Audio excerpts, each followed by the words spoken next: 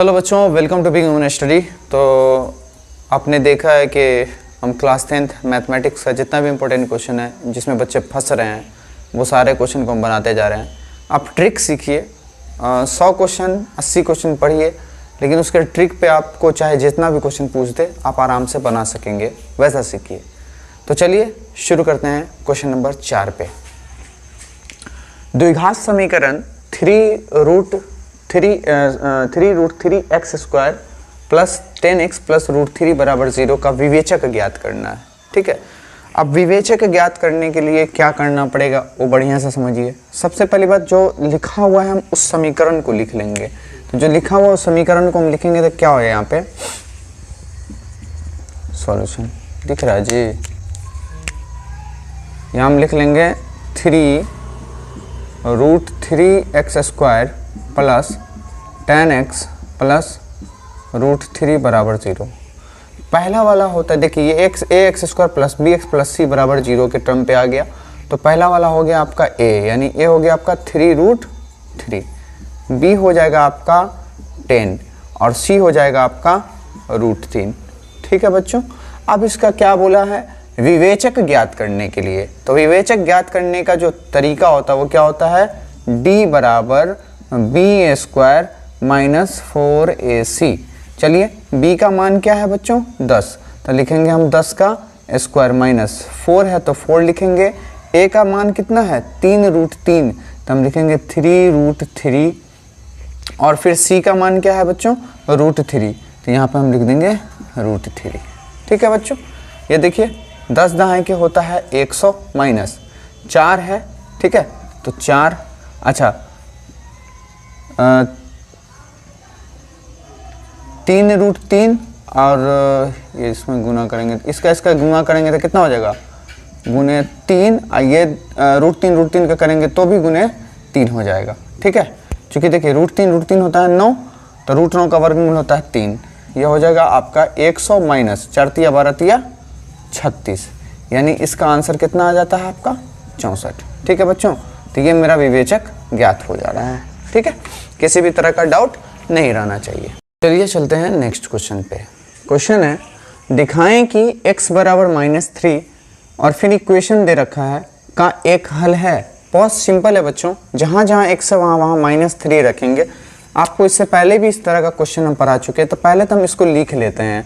तो यह हो जाएगा x बराबर -3 और फिर क्या लिखा हुआ, इक्वेशन दिया x² प्लस 6x प्लस 9 बराबर में 0।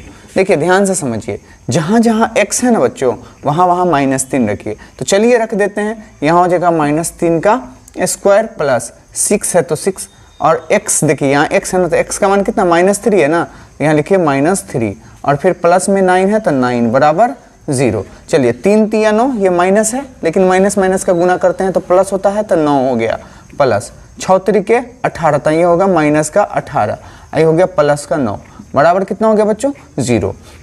देखिए ये भी प्लस का है और ये भी प्लस का है, दोनों जुड़ेगा तो 18, ये प्लस माइनस माइनस का 18 बराबर क्या आ गया, 0। 18 में से 18 जाएगा तो 0 होगा। तो यह क्या है बुआ, इसका यह हल है। ठीक है, तो ये x² प्लस 6x प्लस 9 का ये x बराबर -3 जो है वो हल है। तो यहाँ लिखिएगा x बराबर -3 x² प्लस 6x प्लस 9 बराबर 0 का एक हल है।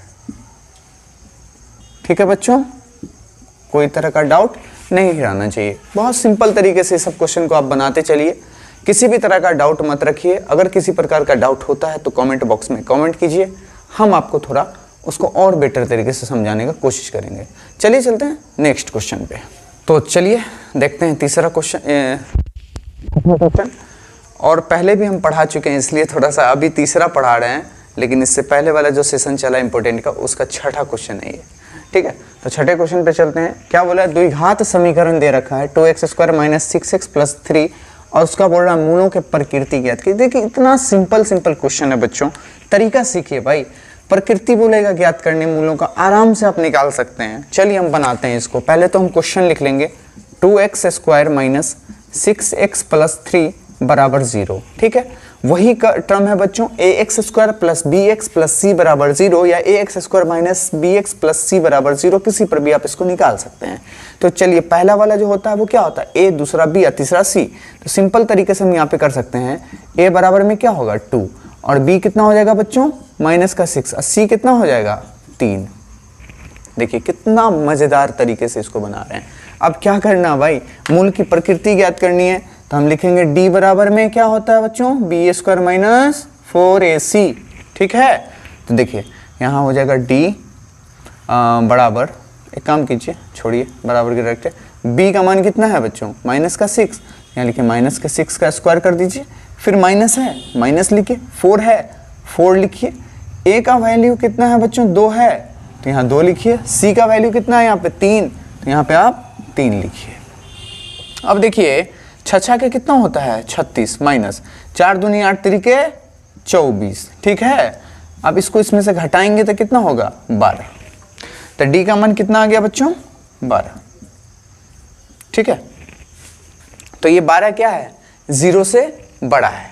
ठीक है, इसलिए इसका मूल क्या होगा वास्तविक और असमान होगा, यानी इसकी जो मूलों की प्रकृति बोला ज्ञात करने वो क्या होगा, हम लिखेंगे चूंकि डी का मान 0 यानी 0 से बड़ा है।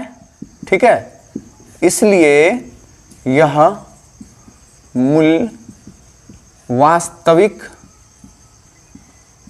तथा असमान है, असमान है। अब देखिए अगर d का वैल्यू 0 रहेगा यानी d बराबर 0 आ जाए तब आपको लिखना है क्या वास्तविक तथा समान। ठीक है, अगर 0 से बड़ा आएगा तो वास्तविक तथा असमान लिखेंगे। ठीक है बच्चों, तो यहाँ पे d का जो है मान 12 आया है जो कि 0 से अधिक है, इस वजह से इसका जो मूल की प्रकृति बोला था ज्ञात करने वो हमें क्या प्राप्त हुआ वास्तविक तथा असमान। बात समझ में आ रहा है, हम बता दें फिर से, अगर यहाँ पर d बराबर 0 निकलता तो वास्तविक के साथ क्या होता समान होता। ठीक है, चलते हैं नेक्स्ट क्वेश्चन पे। तो चलिए चलते हैं क्वेश्चन नंबर 7 पे। ठीक है, समझते रहिए, नहीं समझ में आए तो प्लीज कमेंट कीजिए ताकि हम और बेटर तरीके से उसको समझाने का आपको कोशिश करें।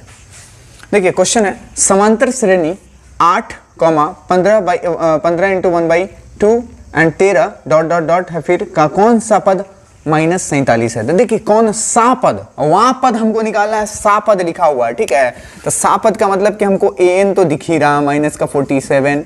ठीक है बच्चों, अच्छा a भी दिख ही रहा है, चलिए a1 भी हमको दिख रहा है 18।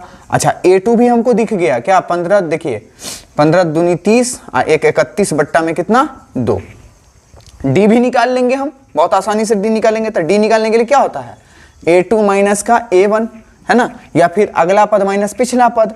तो भाई क्या करोगे 31 बट्टा 2 माइनस का क्या होगा 18, कुछ नहीं है तो यहाँ 1, इसका काम क्रिया कर दो, दोनों का एलसीएम लोगे तो 2 होगा। ठीक है, 2 से 2 कैंसिल, तो यहाँ हो जाएगा 31 माइनस 1 दूना 2 18 दूना 36, यानी ये जो मान आता है डी का वो आया माइनस का 5 बट्टा में 2। बात समझ में आ रहा है, डी का मान कितना आ गया, डी बराबर आ गया माइनस का 5 बट्टा में 2। ठीक है बच्चों, किसी प्रकार का एकदम डाउट नहीं रखना है, किसी प्रकार का डाउट नहीं रखना है। अब हम क्या करेंगे भाई, इसमें एपी बोला है ज्ञात करने ना, तो हम एपी का फॉर्मूला हमको पता है, एन बराबर क्या होता है a plus n minus 1 into d. N कितना दे रखा है जी माइनस का 47, तो माइनस का 47 लिखो, ए का मान कितना है 18 तो 18 लिख लो, प्लस एन माइनस 1 हमको एन निकालना है, तो जो निकालना है उसको वैसे ही छोड़ दो, और डी का मान कितना आया तो माइनस का इंटू में आएगा ना, इंटू में माइनस का 5 बट्टा 2। अच्छा आप लोगों को एक चीज पता है, वो काम करते हैं, इसको इधर ले आते हैं, तो ये माइनस का 47 और माइनस का 18 हो गया, बराबर हो जाएगा n माइनस 1 है ना, इंटू में क्या है भाई माइनस का 5 बट्टा में 2। इन दोनों को जोड़ेंगे तो क्या होगा 8 7 15 के 5 हाथ में रहा 1 और 4 1 5 1 6, यानी कि माइनस का 65 हुआ। ये होगा n माइनस 1 इंटू में माइनस का 5 बट्टा में 2। बात समझ रहे हो, हटाइए। अब देखिए गुना वाला टर्म जब भी हम लाते हैं बराबर की दर तो किस में आता है, भाग में। तो इसको ध्यान से समझना, जैसे हम इसको लेके आएंगे तो 5/2 है ना, तो ये नीचे वाला ऊपर और ऊपर वाला नीचे आ जाएगा, यानी 2 आएगा ऊपर और 5 आएगा नीचे। मतलब ये कि हम इसको ऐसे लिखेंगे -65 गुने, ठीक है। अब ये भाग में, ये जो देख रहे हो ये गुना में है 5, तो ये आएगा भाग में -5, और ये जो 2 देख रहे हो वो जाएगा ऊपर। बात समझ में आया, भाग वाला गुना में और गुना वाला भाग में, ठीक है। अब इसको इससे काटेंगे तो 13 बार में कटेगा, 13 पंचे 65, तो ये हो जाएगा -13 अगुने -2 बराबर में क्या है यहाँ, अरे भाई ये तो छुटिए गया, n-1, यहाँ भी लिख लेंगे n-1। आई थिंक बहुत घिचमिचा गया, समझ में नहीं आ रहा होगा, लेकिन अब समझ जाइएगा। अब देखिए 13 दूना 26, ये भी माइनस का है, ये भी माइनस का है, तो हो जाएगा प्लस का 26 हो जाएगा, क्योंकि माइनस का गुना होता तो प्लस का हो जाएगा 26 बराबर n-1 इधर आएगा, तो हो जाएगा 26 + 1 बराबर n, यानी n का मान कितना आ गया, 26 × 1 = 27। देखिए कितना मस्त था, क्या बोला था, कौन सा पद रे, 27वां पद छिपा हुआ था। उम्मीद करते हैं आपको समझ में आया होगा। यहाँ पर अगर आप लोग को समझ में नहीं आया तो चलिए हम इसको बढ़िया से यहाँ पर एक बार सॉल्व करके दिखाते हैं आप लोग को। देखिए इन दोनों को जोड़े हैं तो -65, यहाँ तक कोई दिक्कतें नहीं है, ठीक है। अब बराबर है तो बराबर लिखो, और यहाँ क्या है n-1 है तो n-1 लिख दो, ठीक है। गुने है तो गुने लिखेंगे, और -5/2। अच्छा बट्टा, जो बट्टा के बट्टा में चट्टा होता है, यानी बट्टा वाला जब इसको हम इधर लेके आएंगे तो ये इधर आ जाएगा, यानी नीचे वाला भाग वाला गुना में और गुना वाला भाग में। बात समझ में आ रहा है, मतलब देखिए -65 गुने, ये जो 2 देख रहे हो है ना, ये पूरा गुना है ना, तो ये उल्टा प्रक्रिया में होगा। 2 जो देख रहे हो ये ऊपर चला जाएगा, तो 2, अब बट्टे में आ गया क्या 5, ये माइनस में है। बात समझ में आया, इसको काटे थे तो ये आ गया 13, और यहाँ पे -2 बचा, ठीक है। तो -13 गुने -2 बराबर कितना होता है 26। बात समझ में आया, यही यहाँ पे 26, ठीक है। तो ये -1 इधर लेके आए तो प्लस का हो गया, यानी कि n का मान कितना आ गया 27। नहीं समझ में आया तो बुआ देखिएगा वीडियो, आपको अच्छे से समझ में आ जाएगा, ठीक है। चलते हैं नेक्स्ट क्वेश्चन पे, चलिए चलते हैं नेक्स्ट क्वेश्चन पे। क्या बोल रहा है, k के मान ज्ञात करें जिसके लिए समीकरण 2x² - 10x + k = 0 के मूल वास्तविक हैं। सबसे पहले मूल वास्तविक का मतलब बोला तो भाई d = 0 है ना। पहले तो हम इसको समीकरण लिख लेंगे, तो यहाँ लिखेंगे 2x² - का 10x + का k बराबर में क्या हो गया 0। अब देखिए पहला वाला a, दूसरा b और तीसरा c, ये तो ax² + bx + c = 0 वाले टर्म पे आप याद कर लीजिए, समझ जाइए इसको बढ़िया से। तो a बराबर में क्या होगा 2, और b बराबर में हो जाएगा -10, और c बराबर में हो जाएगा आपका k, ठीक है। अब देखिए यहाँ क्या बोला है, मूल वास्तविक हो तो ये होता है d = 0, तभी मूल वास्तविक होगा।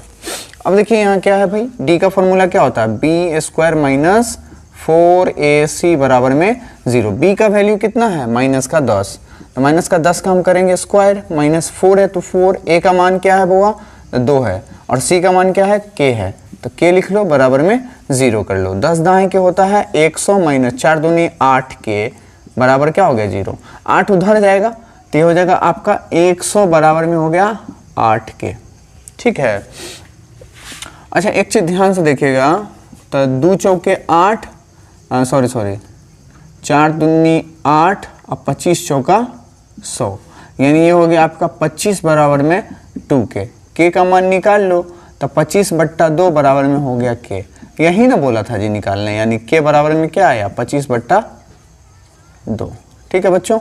उम्मीद करते हैं आप लोगों को ये क्वेश्चन समझ में आया होगा, और अगर किसी प्रकार का डाउट है तो प्लीज़ पूछिएगा, किसी भी तरह का डाउट मत रखिए।